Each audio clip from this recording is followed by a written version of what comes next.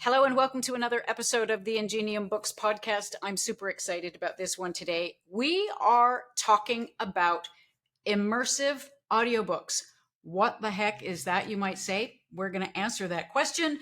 We're going to talk about what they are, what are the elements. We're going to hear some examples. We're going to talk about an exciting project that we've got coming up very soon at Ingenium Books related to immersive audiobooks and a lot more.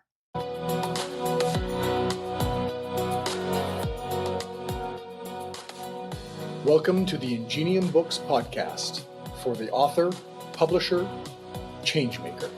Being an author is something that you've got to take seriously. You're an indie author, you take the risk, you reap the rewards, you are in charge of the decisions, you're the head of that business. What happens if you start writing your book before you identify your why? What's the problem with that? The Ingenium Books podcast. Your podcast hosts are Bonnie and John Wagner-Stafford of Ingenium Books. Hey, that's us. And of course, the resident expert in the house, everything audio, anything to do with production sound, our very own co-founder and CFO, John Wagner-Stafford. Hello, everyone. Thanks very much, Bonnie. So, immersive audiobooks. It's not really common language.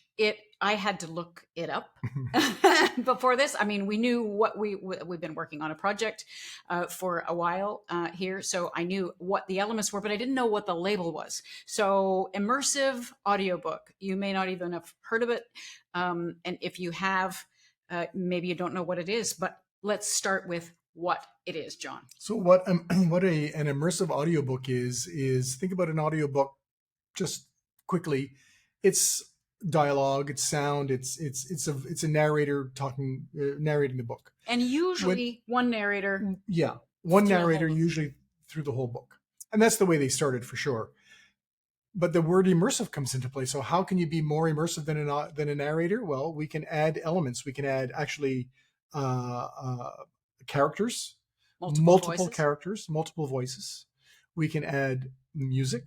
We can add original music, in most importantly, and we can add supporting sounds and sound effects. And what that really means is that we're producing, or an immersive audiobook is a film, essentially, without the picture. With your eyes closed. So you can imagine yourself sitting in the theater, Dolby surround and whatnot, great sound, and you've got your eyes closed and you're feeling the rumble of the speakers and you are listening to the music with the string violins and the sound effects with the big bangs, and you're totally immersed in that story and that action and the feeling that's going on in there. That's what an immersive audiobook is. Sounds very cool. Yes, it does. Now, it is different from multi-character voice actor books. Yes. So to be immersive, you really do want to imagine that you're in that movie theater having a cinematic experience, except with your eyes closed. Yeah, and just pick up on what you said about a multi-character voice actor. So often with audiobooks and old-time radio shows, you'd have one actor who would be playing three different characters with three different put-on voices or accents. There might be a British accent there he's coming with it, and then there's a little lady talking. So they would be good at that. They'd be really acting the voices, and that would be a multi-character story, but with one voice or one voiceover expert. One actor. One actor. Right. In the case of immersive audiobooks, we have multiple different voices, and in the case of the book that we're going to be talking about today, that is the case. We have 8 different characters. Yeah, so just to clarify, that a multi-voice actor book, whether it's immersive or not, has multiple characters, actors, yes, and multiple characters. Yes.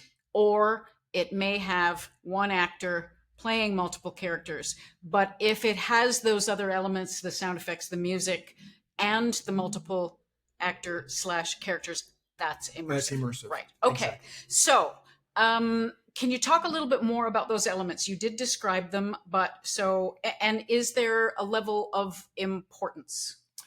Well, when we think about it, we were just discussing that earlier. When the radio was invented, you can imagine the family sitting around listening to all the war reports. But during all That of would have that been time, after the radio was invented. yeah, and yes, and there were radio shows, and there would be an actor who would be speaking into a microphone and then banging on some sound effects, and there'd be a person in the background playing the piano. So in terms of priority, and in fact, I'll just take that one step further. When film first started coming into existence, we were in the theater, not me, but my parents probably were in the theater watching the film, and there was a pianist or a musician playing Live. honky-tonk music live in the theater. So the most important element that would be added to that narrator or those voices, that voice acting, would be music. And music. So but the film you just talked about, there's no voices yet. There are there no was voices. Just silent. That's correct. And then there was music. So Yes. in the order in which they appeared in our concept of these productions, so that may not necessarily mean the music was most important, but that was what was easiest for us at that time to add in. Well, and the reason why it was easiest, I think it was not only easy, but I think it was most effective because it's a lot easier to tell a story, or a lot better to tell a story with music than the banging of a cymbal or the banging of a spoon. Right. You can be much more complete with music. You can convey a lot more of emotion or stress or tension and release, and so that's why music. Yeah. And then so music is important, and then in terms of where we are talking now about immersive, I think we wouldn't consider, I'm asking the question, would we consider an audiobook to be immersive if there were no voices? Well, I'm not sure it would be an audiobook if there were no voices, because how would you know what the story is? Because what we're doing with an audiobook, just be a record. Yeah, well, what we're doing with an audiobook is we've got a book telling a story, which is telling the story, and instead of needing or having to read it, which we all love to do anyway, we can sit in the car and listen to it. Right. And yeah. So the order of priority is the voice. Yes. Then the next order of priority is the I would music. say music, because it is the most supportive of storytelling. And then you would add sound effects or other sounds. Those three layers. Yeah. Okay. So and we have an example here in a moment, but before we get there, can any audiobook become an immersive? Is any kind of book suitable?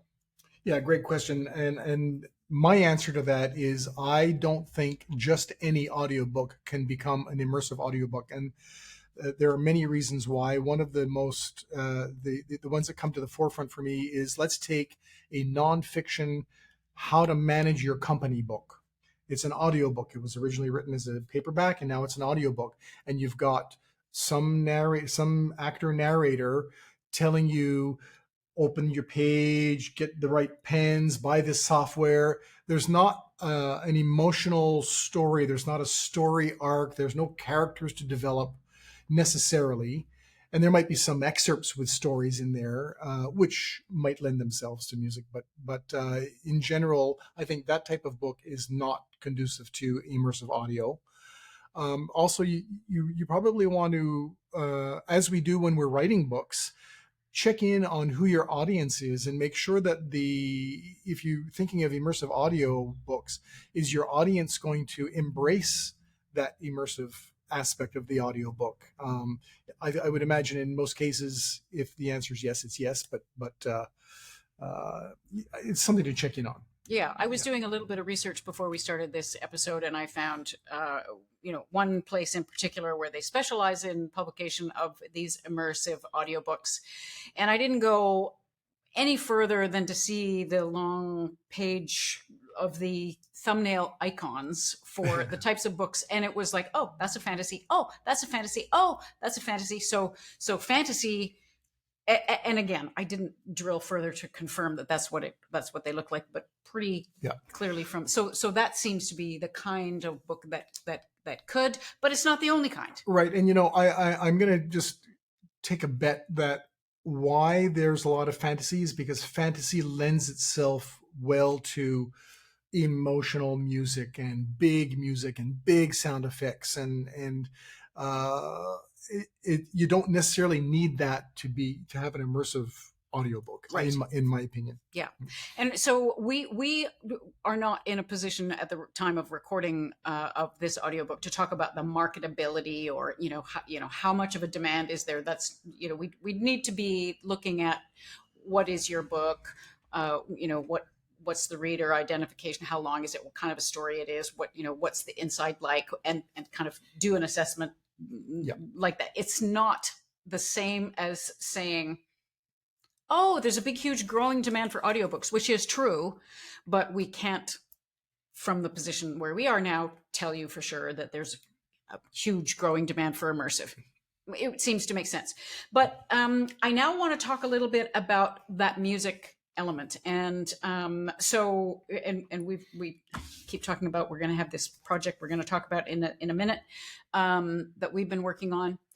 But there are a number of ways to get the components for an immersive audiobook, auditions and professional narrators and voice actors for the voice bits. And there's, lots of places where you can license bits of sound and some sound effects. And it's very common for sound producers and people in the film and television and other sound industries to be going to libraries where they license particular pieces of music for a particular application. But then there is originally composed music for that project. Can you talk a little bit about that? Well, I would ask, and this is just from my years of experience in sound production for film and television for many, many years, is why original music over canned music or yes, great question. Library music. And my answer to that is quality and better storytelling. And one of the things that we do at Ingenium Books is we make sure that we're telling great stories all the time. So original composition lends itself much better to supporting storytelling. They write, and there's an example, in fact, in one of the cues, there's an example of exactly how that would happen. Yeah. Okay. So we have been working on an audiobook for one of our books, Nova, The Courage to Rise.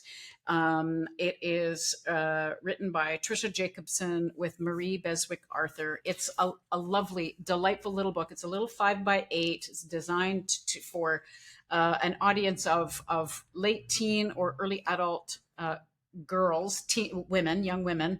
And this book has won a couple of awards, it not in any particular order, but the International Impact Book Awards winner in the female empowerment and young adult category. So 2 categories.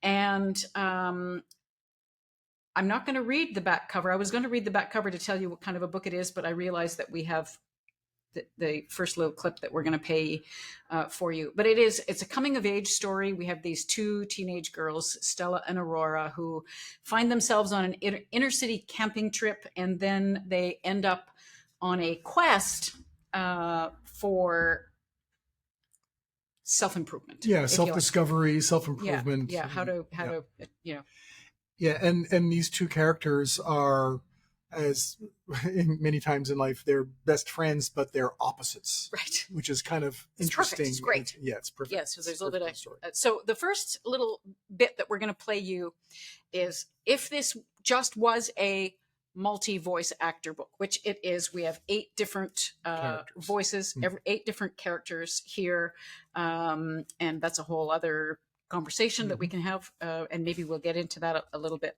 later today. But we're going to play for you what this would sound like just as an audiobook. So we won't go too long, but we'll just let you have a... Chapter 1. Aurora and Stella count the stars. How many stars you figure are up there, Aurora? Too many to count, Stella. How's the sleeping bag? More than 1 million? You should know. You're the smart one. I'm just the big mouth. Okay, more than 1 million. Maybe 1 billion. And you're not that loud, Stella. Who are we really? Sometimes I wish I was one. A star. And everything was a restart. Sometimes I wish I hadn't been born. Okay, so that gives you an idea. The girls have a very good energetic dynamic between the two of them. The entire book is the two of them interacting with other characters as they go on Their this journey. quest, Yeah. on their journey. Yeah. But so this is the same little snippet, but as an immersive audiobook.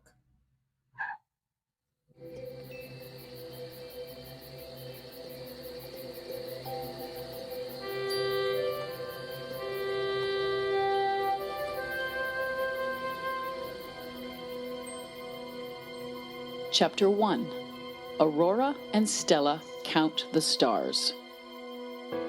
How many stars you figure are up there, Aurora? Too many to count, Stella.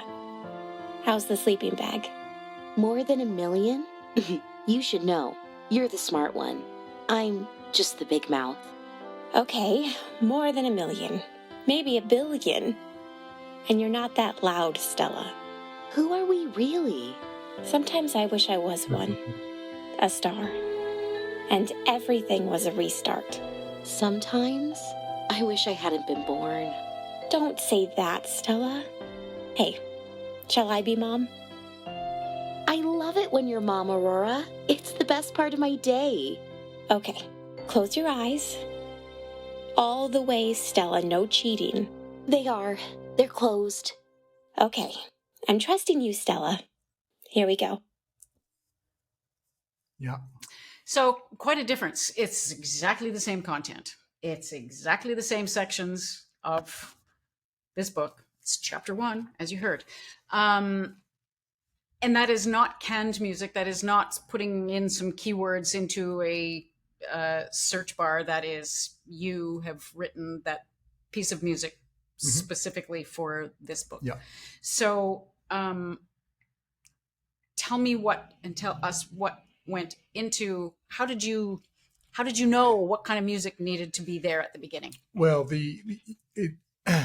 creating music for an immersive audiobook is very similar to a film or television. You need to know the story. You need to know who the characters are. You need to decide on a style and come up with some starting point of what do we think this story needs as far as supporting music, colors, instrumentation, etc. So in this particular instance, this was the first time that we meet the two characters. They've got opposing personalities. It's a very, we hopefully we supported this moment where it's the first time that we hear them. They're friends. They're talking about the stars, and we're kind of introducing the beginnings of what their journey is going to be like. So that was what we wanted to try to underline with the music. The tone of the music throughout the whole book is actually very soft. There's nothing erratic about it. There's no big action. And so a lot of it is slow, orchestral, very sweet when it needs to be sweet, and a little rough in some places. And there was this heartfelt moment when they start talking about their mothers, because part of this is they're both orphans, and this is what brought them together. So we wanted to kind of underline that sweetness of their first meeting, if you will. Yeah. Okay, so and I think we did it. Yeah, I think it's wonderful. So we have a couple of other examples, and where we want to talk about how the immersive elements are being used, both the music, but also the sound effects. I mean, right at the beginning, you probably heard the crickets. So you know that it's nighttime or dawn or dusk. And so, you know, and you know that they're outside. Yeah. So, and then John talked about already the emotional support for the music. So we have a couple of other examples. Play this one. This one's a little longer, but I was saying earlier about how music the original aspect of music will support very specifically the story. At the very end of this cue, I think this is about 25 seconds or so, at the very end of this cue, there's some storytelling with the music that I think works really well. Okay. You would not get that easily from stock music. Oh, right. Okay, I'm trusting you, Stella. Here we go. Once upon a time, high in a tree in the middle of a little park in a big city, there was a bird sitting on an egg in a nest. One day, the bird left to get some food, and while she was gone, the egg began to crack. This baby bird poked its beak through the shell, then its head. The baby knew it was alone, so it hopped out of the nest, inched along the branch, and dropped itself onto the ground. It couldn't fly yet, Stella. Not far down the sidewalk, the baby bird met up with a wiry black dog. "Are you my mother?" asked the baby bird. "No, I am not," said the dog. It couldn't fly, but it could talk? It's a story. Get out of your head, Stella. I don't have to tell it. Okay, it could talk. The talking bird was determined and continued down the street, asking a cat, a toy dinosaur, and a mitten if they were its mother. Each of them said no. The baby bird persevered and found itself at the edge of a construction site where a giant yellow digging machine was parked. The baby bird climbed onto the giant teeth of the creature and shouted, "Mother, mother, I found you!" But the machine let out a snort from its exhaust. "You are not my mother. You are a snorty thing," said the baby bird, who had now become trapped in the digger's massive bucket that was rising from the ground. "I want my mother." Aurora, I want my mother. "I know you do, Stella. Shh." The baby bird began to cry.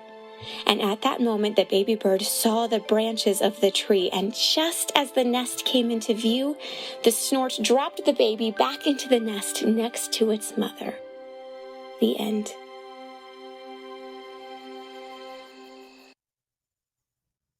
Yeah, so it's got the little stepping do do do do, so you know something journey. right, something different is happening. So there were 3 or 4 very particular sections in there. There was the opening where the bird was on the quest looking around for the mother, and then there was a bit of a pause, and the music took a pause and changed a bit, and then started up again with a different theme of the dot up, and then when "I want my mother," the music changed completely again with the strings and that emotional. So that's much more difficult to do homogeneously with canned music. And at the very end, when the bird dropped down, there's a bit of a ding, which could be done with a sound effect, but then you'd have to tune it and find the right perfect timing. Yeah. So the original music aspect just lends itself much better to the pacing of a short cue like that, if you will. Or short. And I know that while you were working on this and you'd be composing your piece of music and you'd say, "Bonnie, listen to this. How does this work?" And then we had quite a few conversations about, is this the right emotional tone? Because if you think about at its core, when you're writing a print book, and we talked about this a little bit in an episode previously when we were talking about show versus tell with Amy McCracken and Marie Beswick Arthur, who is a writer on this project, Nova. And we talked about how you want to create that emotional feel for the reader, and you leave certain elements up to the reader's imagination. And this is taking that a little further. And if you like, on one hand, you're removing a little bit of a variable level on the one hand, in terms of you are further going down the decision-making road to create an emotional feel that is an additional layer to what is there just from the print. Then you have the voices giving you a little bit more of the emotional support, and then you have the music. There still is room for the interpretation of the listener, because we don't know what pictures they have going on in their head, but it just takes them a step further, reinforcing where they are on that emotional journey. And if it was important to make sure that original letting the reader feel and decide, there's a place for that in the music and in the design of a musical cue as well. In most of these instances, that's not happening. In some, actually, it is, but in most of them, we're just supporting what actually, with the bare naked voice, might not be even close to an emotional moment. Yeah. Okay. We have a third cue. These examples are from the first chapter. And, we have, I don't know how many chapters, 13 14, or something, 14. And each chapter has its own characteristic. Yeah. And we're going to go a little long on this episode. Because we have to, because I've got a couple other questions. But let's play this third example. Do you want to set this up? Yeah, I'll just. This is the end of chapter 1. I think it's a really emotional 30 seconds or 20 seconds as well. And without the music, it could have been a dry moment. And I think with the music, it is super, super emotional. We'll let you decide. And you can decide, of course. Okay, fine. Then you have to be my mother tomorrow. I will, Aurora. I will. I'll find a good story, and I'll even braid your hair. I want my mother too, Stella. Why did I choose this stupid story? When you mumble, I can't hear you. Are you crying? I was thinking about the stars, and our names, and the story, and our stories. I never really knew her. I know you've heard me ask this 100 times, but why does someone walk out when their kid is 2? And why did she have to die? Where would I have lived if it wasn't for my grandpa? How can I want my mother? What if the dog and the dinosaur and the mitten and the machine were wrong? What if everything is a mother? You're crazy, Aurora. What if we're each other's mother? What if we are each our own mother? What if a mother is bigger than just a person who disappears when you're little, or who's there but not there like you need her to be? Aurora, stop. No, not stop. Let's go. Let's find out.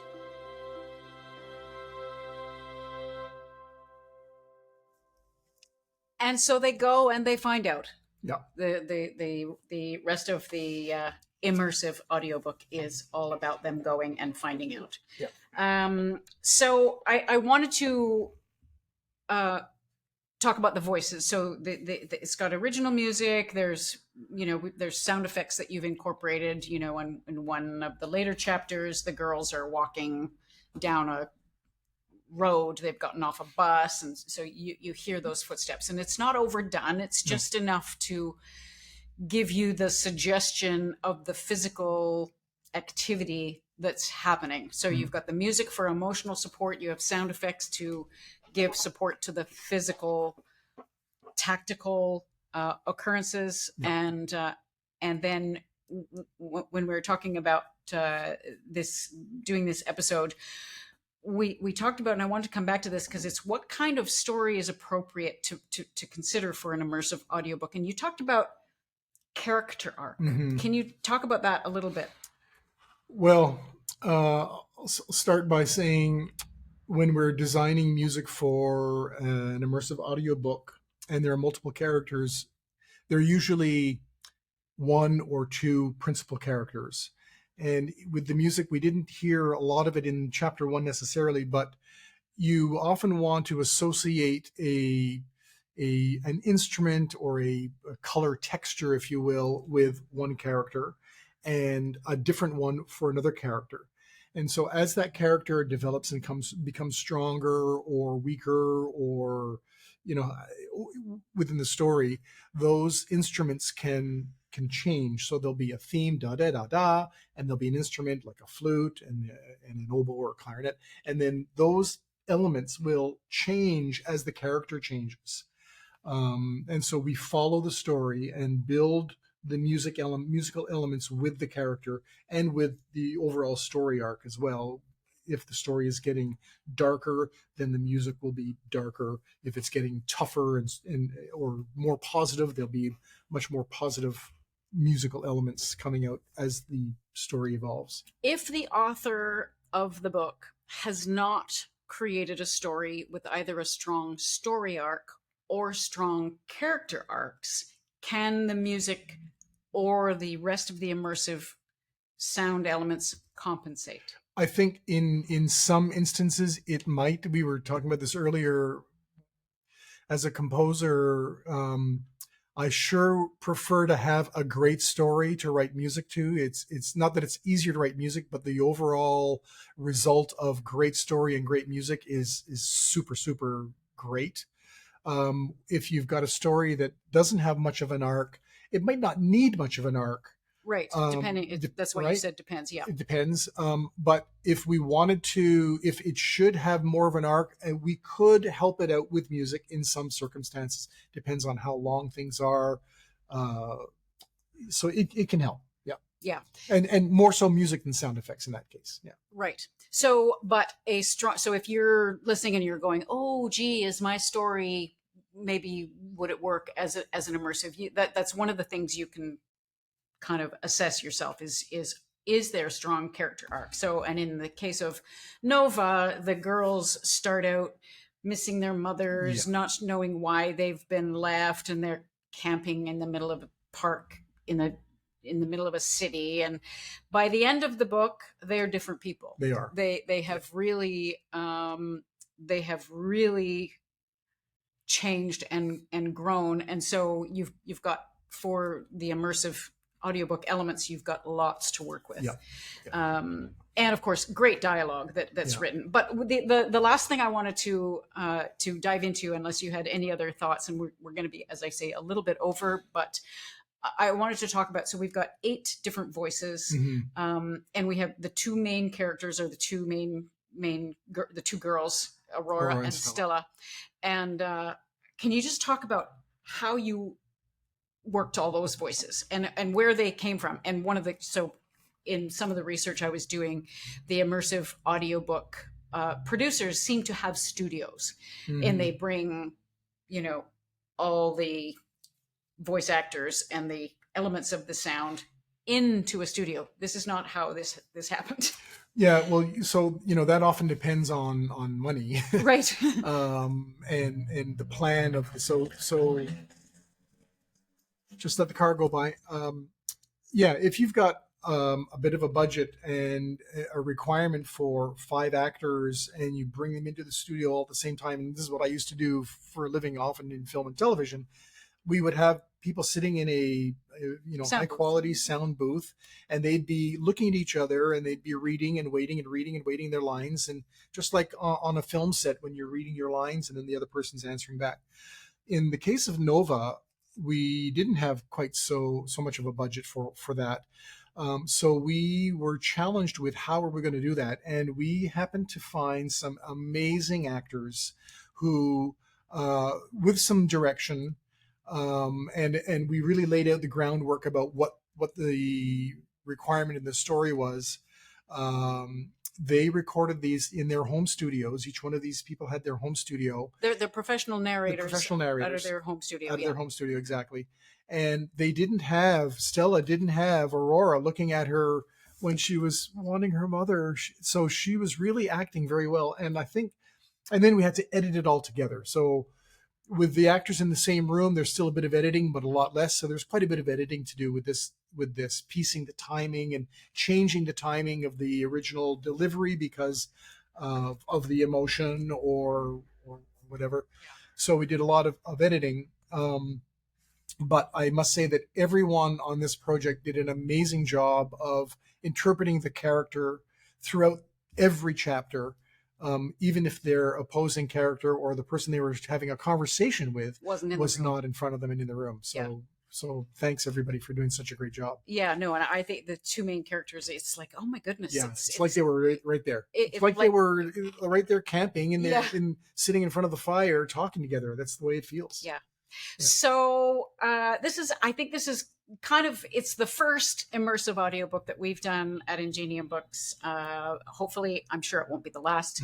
But John, of course, is composing original music and can compose original music for your podcast opening or your close, or an immersive audiobook, it doesn't have to be. You can still have a little bit of music to open your audiobook and to close your audiobook. That's not going to make it immersive necessarily, but might add a nice little element. But if you want original music composed and arranged and created, John's your guy. And if you want to inquire about an immersive audiobook, John's your guy. Yeah, I was just going to say, if you might not know if my book is right for this or not, or how would I go to pressure? I have no money. How can I do this? Happy to chat about all of that. Except the no money part. These are big projects. Yeah, but what I meant by that was, at least I can put you in a mindset where you can think about doing something. Yeah. And so Nova the Courage to Rise, the immersive audiobook, is going to be out soon. We're just in the final stages. I think you were saying print. Yeah. Print, John. Of course, I'm the print side, so he's like printing. I'm printing. No, it's audio. But anyway, John was printing the chapters yesterday and today, so you'll, at the front of the audiobook, you'll be able to hear the list of credits for who the voice actors were. I should have had the list ready for here, but we'll add them into the show notes because they really have done a great job. And we encourage you to take a listen to that audiobook. And of course, then the other thing that we're really working towards now with our podcast is, if you are listening to our podcast and you enjoy the episodes, it would really be helpful for other people if you could write a review, rate our podcast, the Ingenium Books podcast, and write a review. And you can do that in a number of ways. You can do that wherever you get your podcasts, or you can go to our podcast website, which is ingeniumbookspodcast.com. And right at the top, you'll see a little link that says Rate Show. Easy peasy. You can also leave us a voicemail there, or there's a contact form. So lots of ways to get in touch. But really fascinating, excited about this project, looking forward to having it published and out there. And we'll be talking about it some more. So thank you very much. And thank you, John. Thank you, Bonnie. Thanks for listening. If you enjoyed this episode of the Ingenium Books podcast, please like, share, and subscribe. Subscribe wherever you get your podcasts, but also consider subscribing to our YouTube channel, where you can see these episodes in addition to hearing them.